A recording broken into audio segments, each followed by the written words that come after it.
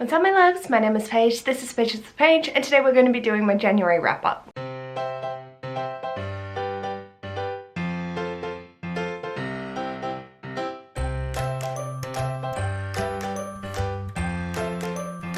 Hello! So sorry this is a little late. I have been in Sydney for the past week and literally filming this hopefully on the day that you're going to see it uploaded. Normally I give myself a little bit more time in between, but as being away I didn't have the books with me and so I waited till we got home. I am on Struggle Street today. I'm exhausted. My neighbours have decided to demolish their roof, I think, as well as work on their corrugated fencing, which goes between our houses. So that's delightful and I apologise for any noise that you hear. And I just can't hold on to anything, so I keep dropping shit.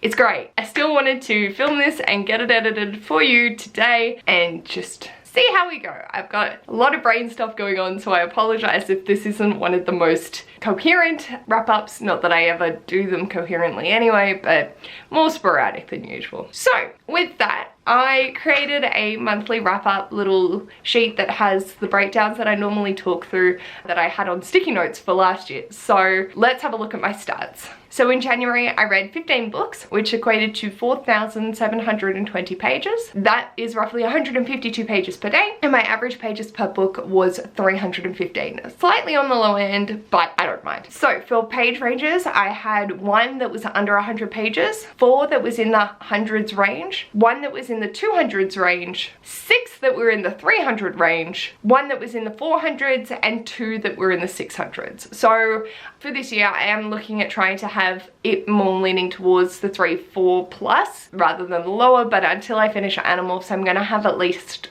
3 in the hundreds bracket, so I'm not really too worried about it, but it's just something to keep track of. My average rating was a 4.3.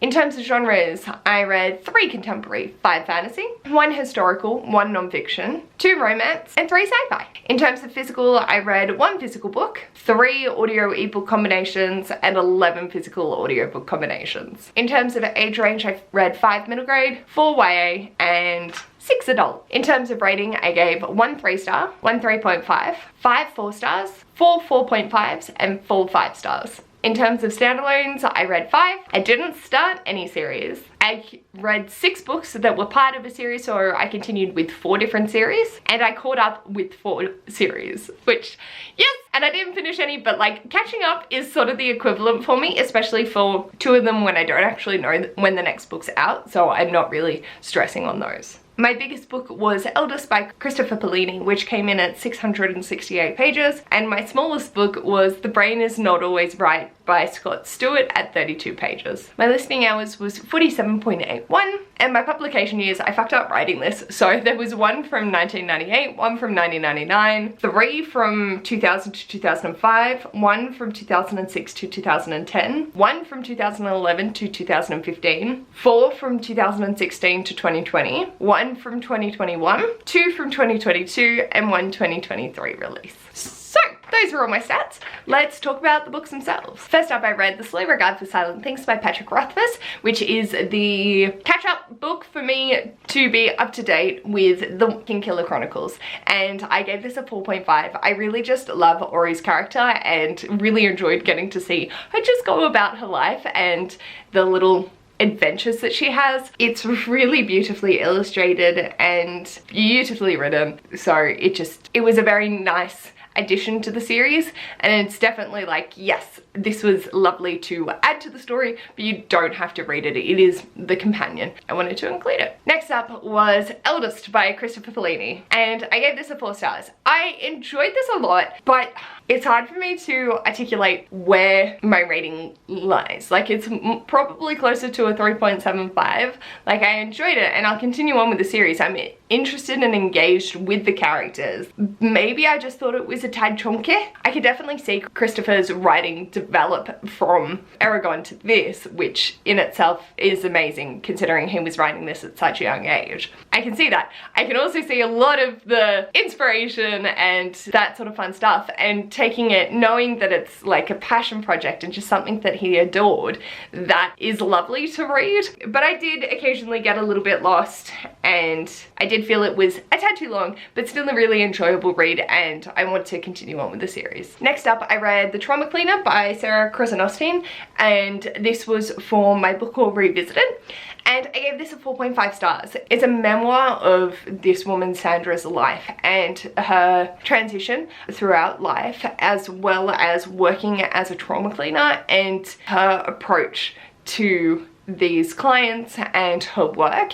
It was fascinating to read about, especially seeing the family dynamics, and Sandra's childhood was heartbreaking, and just their continued strengthening and journey.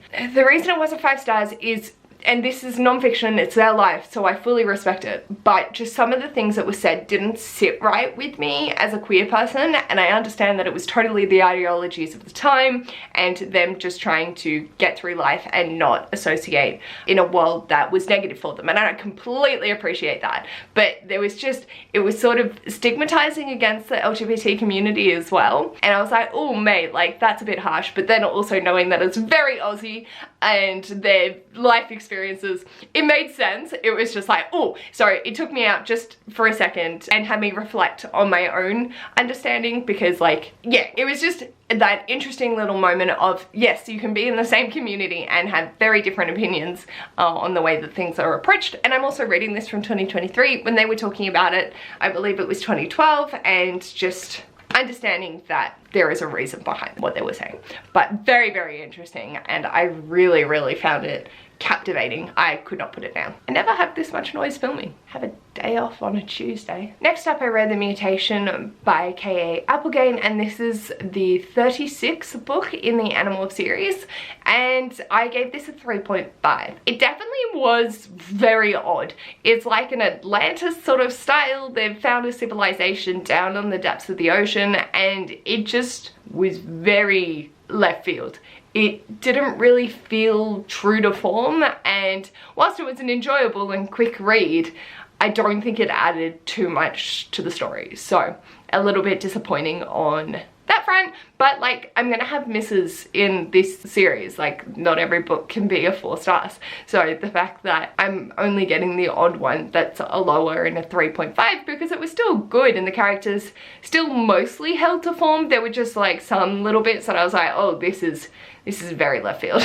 Not the best, but definitely not the worst. Next up was The Weakness by K.A. Applegate, and this is the 37th Animal book, and I gave this 3 stars. This one I was not a fan of. They go on a rampage, they're so out of character just because Jake's not around.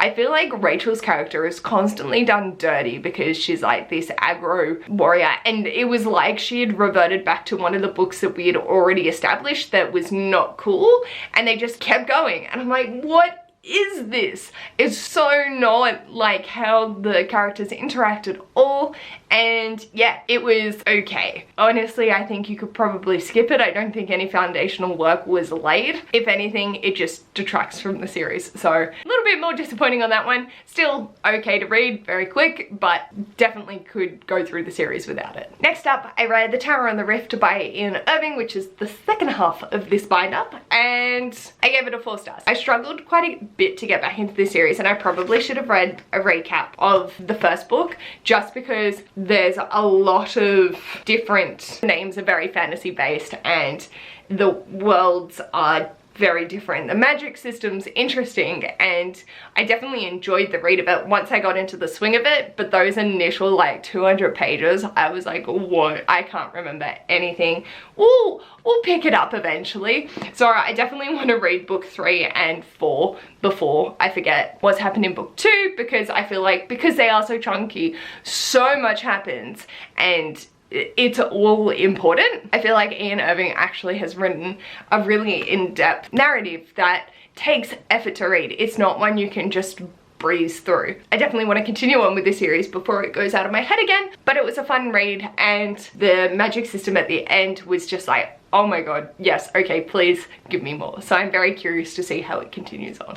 Next up, I read The Arrival by K.A. Applegate, and this is the 39th book in the Animal series, and this one I gave it 4 stars. It was really lovely seeing some progression in the story, not in the way that it was expected by the characters. If anything, very much wasn't helpful, but I just really adored seeing Ack sort of in his element and being able to have fun, and it was just a light and added to the story without being silly, but also having that lightheartedness that I love in the Animal series, because it's either they're super light-hearted that do it in a way that's really just warm and fuzzies, or it's seriously dark and done in a way that is exceptionally explorative of what's going on, and those are like my highly rated. So this having some of the light and fluffy was just really lovely. Next up, I read Paper Towns by John Green, and I gave this a 4.5 stars. This caught me by surprise. I was not expecting to love this as much as I did,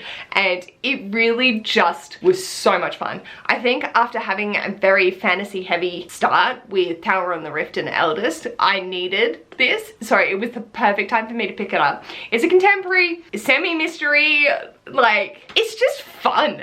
And I know that the ending was not what I expected. Q is hilarious in the way that he interprets situations, but I was reading this and I was like, holy shit, I can hear John Green. I watched the Vlog Brothers channel, and hearing John talk, reading this, I was just like, I can hear him. The narrator's not John, but I could hear John Green's voice coming through in this, which was just lovely. And so it was very easy and a nice palate cleanser and a whole lot of fun. Speaking of a whole lot of fun, the next book that I read was Astrid Parker Doesn't Fail by Ashley Herring Blake, and I gave this 5 fucking stars. I was surprised. I think I enjoyed the story of this more. I still would rather bang Claire and Delilah. Astrid just doesn't do anything for me. But Jordan? Yes, very much so. It was so much fun. It was heartfelt, but also funny. And I was smiling the entire time that I read this. The characters' relationship was, it was a little bit of insta love, but it wasn't at the same, it wasn't acknowledged as insta love. It had time to develop and sort of just grow on the characters.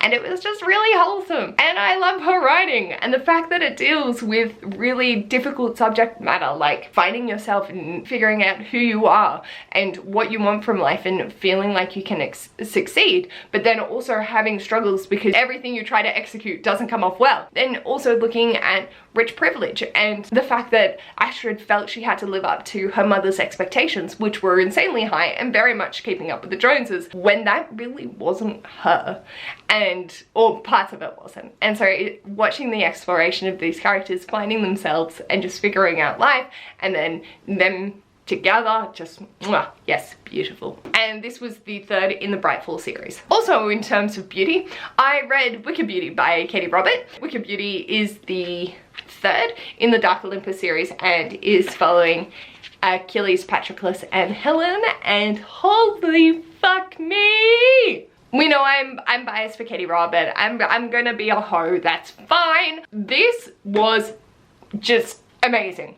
So I've loved the idea of Achilles and Patroclus for the longest time. Song of Achilles broke me, and watching them in this just throw Helen into the mix, who is a badass bitch and like just wanting to stand her ground and speak for herself and have her own sense of identity. Just marvelous.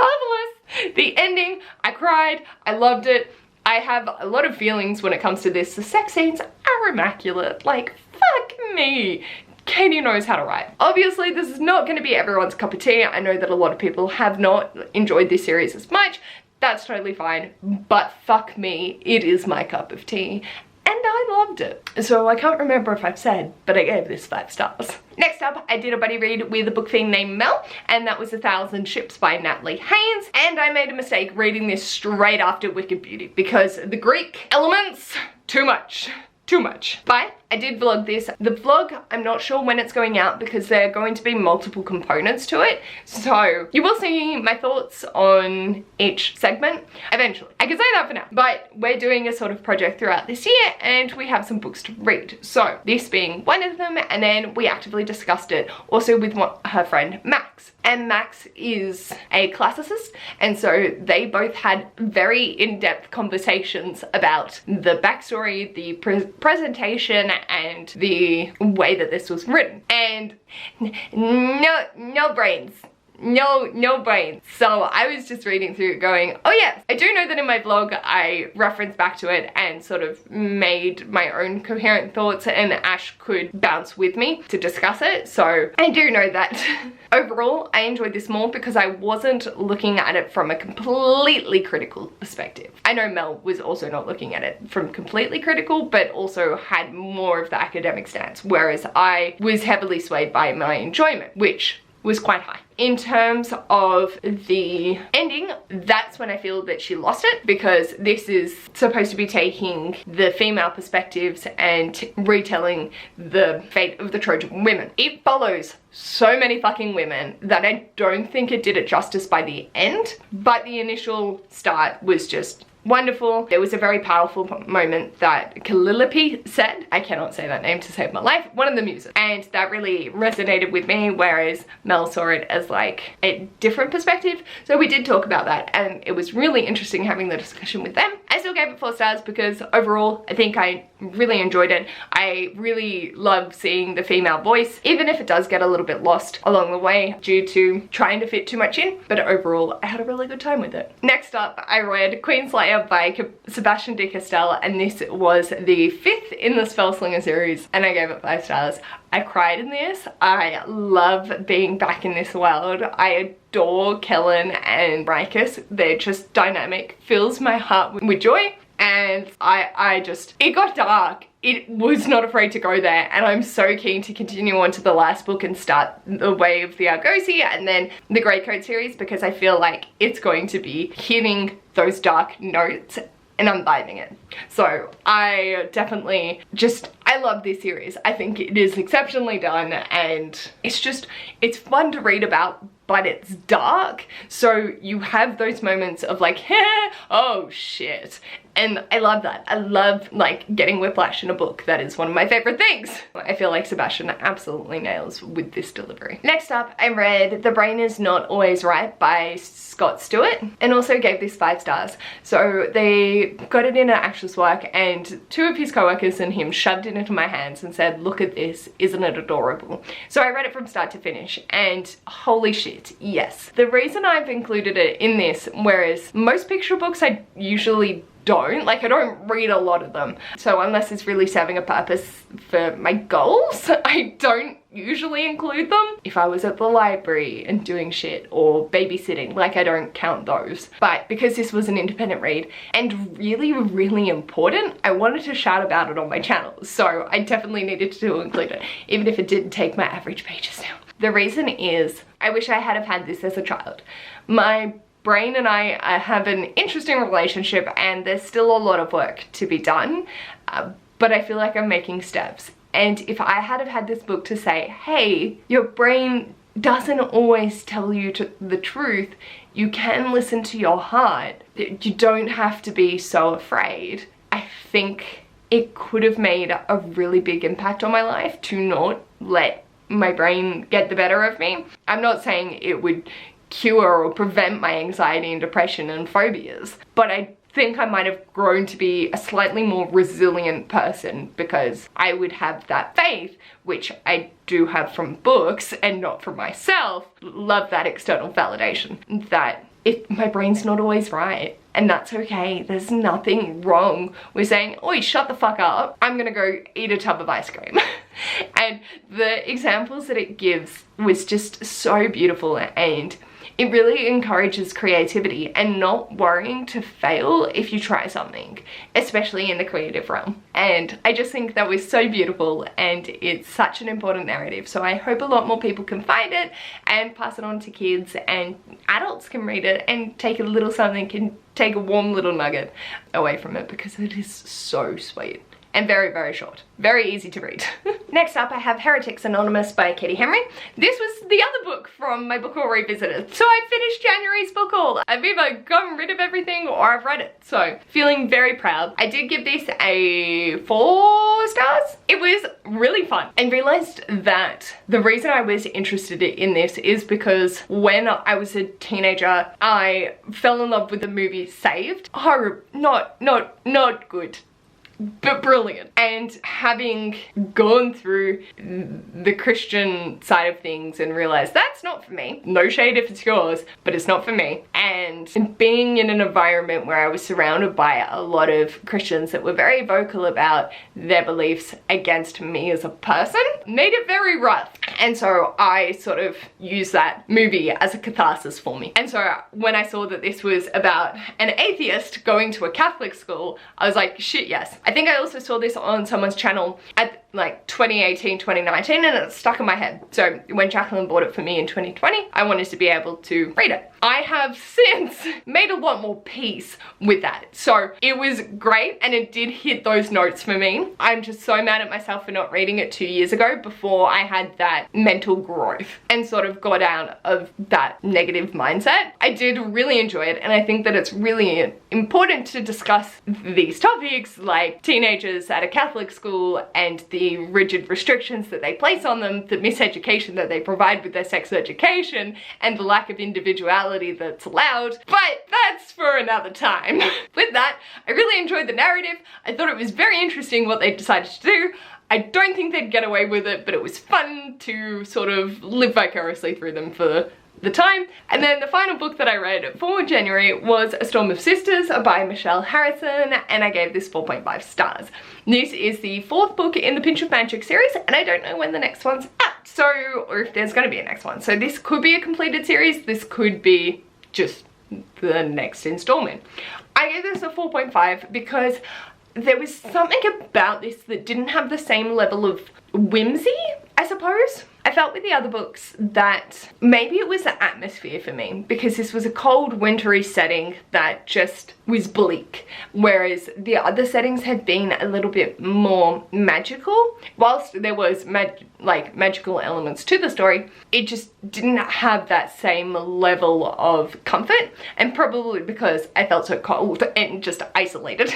More a me problem than a book problem, and I'm sure kids will adore this. I do find that we are getting a little bit rote with how things come about, but obviously you're working with a very limited magic system, so I don't think that that's a problem, just something to note. And I love seeing the character development and the progression of age with these characters. It's really nice seeing them grow up just a frack and sort of take on the world in new and unique ways. These were the physical books that I read off my shelves in the month of January. Plus I had 3 Animorphs and a physical picture book, which I didn't buy. So with that, I read 11 books off my TBR, which just, and 2 of them were chunky beasts, and 4 of them I'd been chomping at the bit to get to. So I'm so thrilled. I only added 2 books to my TBR, so I've taken it down by 9 books, which when it's 380, or including Ash's 429, it doesn't seem like a lot. But it's progress. So I'm feeling really chuffed with everything that I've managed to get to, and I've really enjoyed January's reading experience. February, not going as well, because I have been away for a week and I've read a collective total of 145 pages, but that's fine. Let me know in the comments what was the best book that you read in January. I'm a hard toss-up between Asteroid, Wicked, and Queenslayer because they all add the things that I love to my life. So the top 3.